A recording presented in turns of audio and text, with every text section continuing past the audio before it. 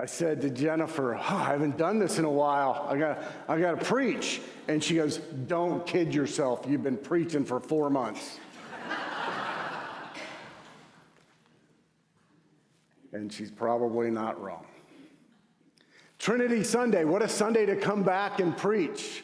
There is a kind of an understanding, kind of tongue-in-cheek among preachers and among a lot of people that we could just call this Heresy Sunday. Because, just all the different images of the Trinity and trying to explain the Trinity as a doctrine is kind of like trying to hug smoke. It's really challenging. And so, guess what I'm not going to do? But I was giggling to myself. Also, Heresy Sunday. You are used to that. I preach all the time here. And but anyway. But here we have this story in Matthew's gospel where Jesus is talking with his buddies after the resurrection. He's getting ready to leave them again. And there's this incredible commissioning. This pericope of Matthew's gospel is known as the Great Commission. And commissionings are different than just kind of saying, okay, there's authority placed in it. We commission Sunday school teachers, and we give them authority to do this thing. Commissioning is something more than just saying, hey, will you do this? And so we are commissioned in our baptism to go out and be evangelists. So have you thought about yourself that way lately? Did you wake up this morning and say, wow, I'm a child of God and I am an evangelist? Well, I'm here to tell you, whether you think that or not, that is true. You are an evangelist, sharing the good news. Now, think about that. In our culture, that word has all sorts of meanings, right?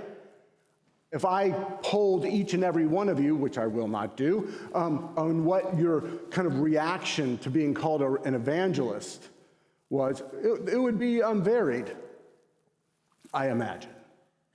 Some people may say, that's great. Other people say, that is horrible, because of our understandings of what that means. Because a lot of us, myself included, sometimes hear evangelist as somebody who's going to tell me what to do and make me feel awful. Right? Am I the only one that hears that sometimes? That might just be my upbringing, where I grew up. But evangelism is this incredible gift that we're given as human beings in general, but as Christians in particular, of sharing the good news. One of the things that I realized that this great gift of a sabbatical was to take a break. I got to put down the job, right? I got to put down the job. Believe it or not, I did not travel with my collar on. I didn't bring my vestments. And so one of the things is that for the most part, until my wife opened her mouth, nobody knew that I was a priest. And yet, guess what didn't stop? The evangelism. Not that I was going up and going, do you know Jesus?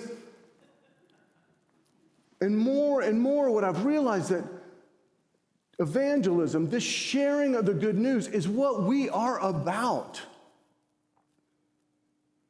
And what I've learned is the best evangelists in my life, the people who have shared the gospel with me just so well, you know what they did? They listened. When was the last time you had an engagement with somebody?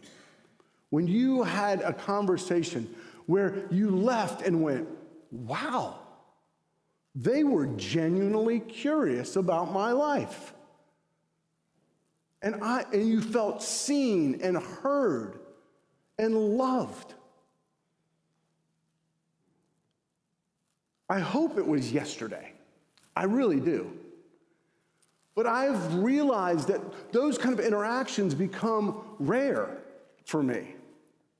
One, it's my fault because I'm so chatty, oh my gosh, that I'm often thinking about what I'm going to say next while somebody's talking, instead of really being present and listening. And so some characteristics of this evangelism, because one of the things that Jennifer and I did, because we were not in this country very much while we were on sabbatical.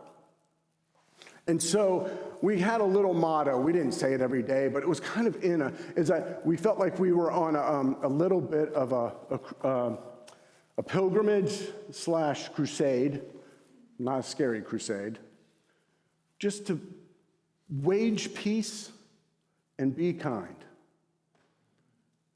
And some people will say, oh, jeez, that's so, whatever, Rob. But what we realize is that this practice of kindness has teeth. It's not that simple. And it's not easy. And it's not just, oh, everybody get along. No, it's being present. And what I realized that the work of evangelism, the work of sharing this good news that Jesus gives us, the work of being disciples, because that's what this gospel says, go and make disciples. I think where that has been, for me, misinterpreted is that means we have the answers and we're going to go out there and convince people. Right? Okay, learn these 8 points, do these 8 things, and then you get the golden ticket. Versus an evangelism that I think about my own life is where I have continually been engaged by the light, usually in the form of a human who takes the time to actually pay attention to me. Think about that. I still say, and I agree with whoever said it first, that one of the highest forms of love is to give someone your attention. Somebody else asked me, what was the best part of your sabbatical? And I think they were expecting me to say something like, fishing in New Zealand, which was awesome. But it was to be with my wife for 4 months when neither one of us were completely distracted. It was amazing. The quality of our engagements, the quality of our conversations when we weren't like, oh, who's calling now? It was amazing. That evangelism of giving your attention to someone, it changes it for me. It moves it away from, oh, I gotta go convince people. And let's be really clear. I don't think this is heretical. I really don't. Conversion, changing hearts and minds, is not our job. It's God's job. I hope that takes a little burden off. Like somebody once said to me, oh, Rob, you got a big job. You got to save souls. And I was like, dang, if that's my job, that is a big job. But it's not my job. That's God's job. But if my job is to pay attention to people and give my attention and be curious and ask questions and be present with them so that, here's a big one, I might learn something from them. One of the things in my travels is I realized that, listening to people, because people were curious. They're like, you're American? It is a conversation starter these days. And what I was blown away by was how incredibly informed the rest of the world are about us, and how misinformed or uninformed most of us are. I learned a lot about my own country. I learned a lot by listening.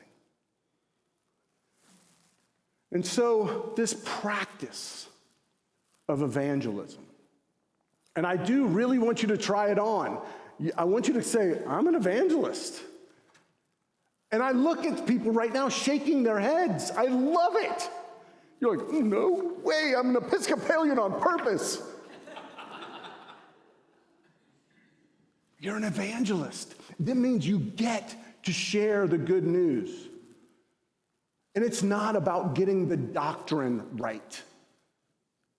Oh my word, it is not about that. Doctrines, and here's something that I'm really excited is going on YouTube. It was a lot easier to be heretical when we didn't have that. That's a joke, by the way.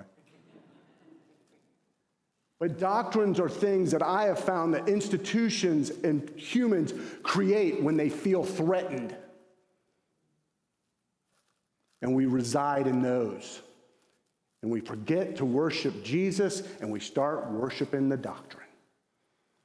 We've got it right, they've got it wrong. And Jesus was never about that. Jesus was saying, go and pay attention to each other. Go and learn from your brothers and sisters. Go and share the light with each other. That is the good news. That we don't have a God out there that just says, I got it, but rather a God that says, I need you. I love you. Be present to yourself and to one another. So, all right, evangelists, I invite you to go and share the light. And then there is this phrase, because there's a part of me that's like, yikes, I don't really want to do that. And be clear, there's not one way to do this. That's the great news. I mean, you know me, I talk and listen. If there's a human being, I will talk to them. There are a lot of you out there that are like, not me. And you do it in your way. Maybe you listen in a different way. Maybe you communicate the light in a different way. I got some notes from people lately, those handwritten notes that are just amazing. I'm not so great at that, but I have a friend who is amazing, and that is the way that she shares her light. So there's lots of ways to do this evangelism, lots of ways to pay attention. But there is this phrase at the end of the gospel. It is a phrase that is deep in my being. It's a phrase that I use in prayer. It's a phrase that I use in daily life. It is a phrase that I remind myself by reminding others. It is when Jesus says to his friends and says to us, you're not alone. You don't do this alone. You never go alone. You are never, ever alone. For I am with you always, always, even to the end of the age.